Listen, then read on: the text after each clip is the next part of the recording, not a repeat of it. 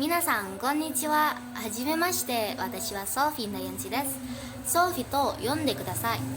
今回はウィブとオタクの違いについて紹介します。じゃあ始めましょう。Kalian pernah nggak sih dengar istilah wibu dan otaku? Apalagi di Indonesia nih ya, wibu. Kita pasti pernah, khususnya kalian yang ngerti mengenai Jepangan gitu, pasti kalian akan dilabeli sebagai wibu. Padahal belum tentu orang yang kita sebut wibu tadi adalah seorang wibu. Jadi dalam presentasi kali ini, aku akan jelasin mengenai perbedaan wibu dan otaku. Oke, perbedaan wibu dan otaku. Yang pertama yaitu dari pengertiannya wibu dulu ya. Jadi, apa sih itu wibu? Wibu berasal dari kata wibu.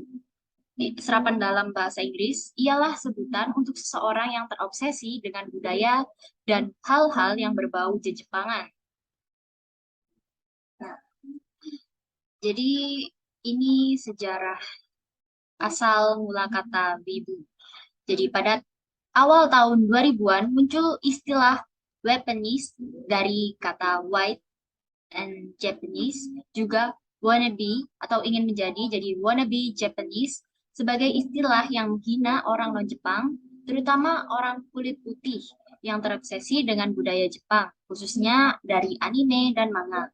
Istilah wibu ini sendiri, yang kini disingkat menjadi WIB, berasal dari webcomic The Perry Bible Fellowship, di mana kata tersebut diartikan sebagai sesuatu yang tidak menyenangkan. Bisa kalian cek di sisi layar presentasi. Oke, next. Nah, tadi kan kita udah bicara mengenai wibu, garis besar wibu. Sekarang kita akan lanjut membahas mengenai otak. Ya, apa sih itu otaku? Istilah otaku itu di Jepang ditujukan pada seseorang yang hanya menekuni salah satu hobi atau bidang. Hal ini sama seperti pengertian geek dalam dunia barat. Nah, istilah otaku ini pertama kali diperkenalkan oleh seorang kolumnis bernama Nakamori Akio dalam artikelnya dengan judul Otaku no Kenkyu, yaitu yang berarti penelitian tentang otaku, yang dimuat dalam majalah Manga Buriko pada bulan Juni hingga Desember di tahun 1983. Istilah otaku digunakan untuk menyebut penggemar berat subkultur seperti anime dan manga. Namun, belakangan ini istilah otaku dalam arti luas mempunyai konotasi negatif juga positif, bergantung pada situasi dan orang yang menggunakannya. Istilah otaku secara negatif digunakan untuk penggemar fanatik suatu subkultur yang letak bagusnya tidak bisa dimengerti masyarakat umum, atau orang yang kurang mampu berkomunikasi dan sering tidak mau bergaul dengan orang lain. Sedangkan secara positif, istilah otaku digunakan untuk menyebut orang yang sangat mendalami suatu bidang hingga mendetail, hingga mencapai tingkat pakar dalam bidang tersebut. Ini sesuai dengan istilah pengertian dari istilah geek yang kita ketahui sebelumnya ya. Nah, seperti yang kita ketahui, di Jepang sendiri wibu itu dibenci loh. Di Indonesia pun demikian.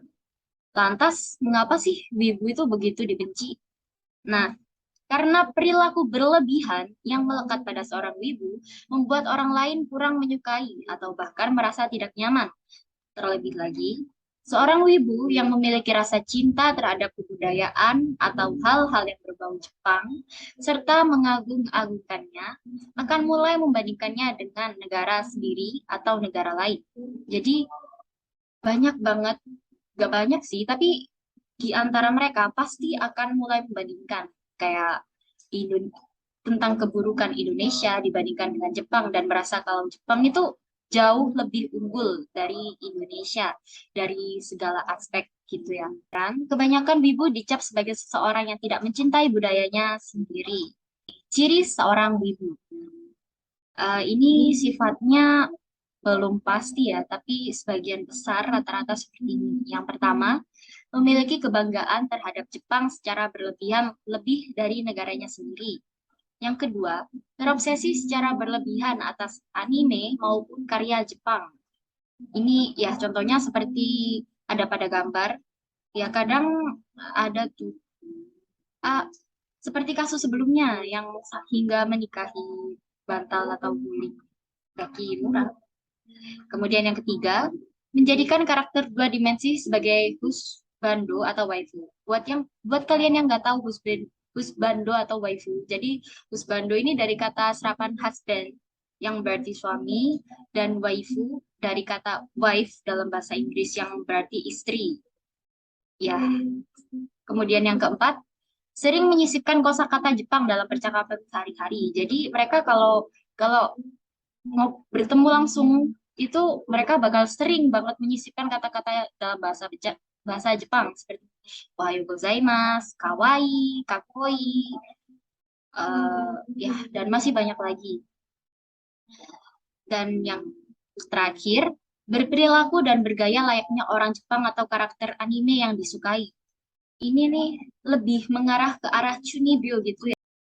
Kesimpulannya, wibu dan otaku adalah kedua istilah yang berbeda.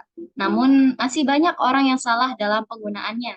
Seorang wibu dianggap sebagai seorang maniak akan budaya dan hal-hal yang berbau Jepang. Cara yang dilakukan untuk menunjukkan rasa cintanya pun terbilang ekstrim. Sedangkan otaku digambarkan sebagai seseorang yang memiliki fokus terhadap hobi atau bidang yang disukainya. Pengertian otaku serupa dengan istilah geek dalam bahasa Inggris.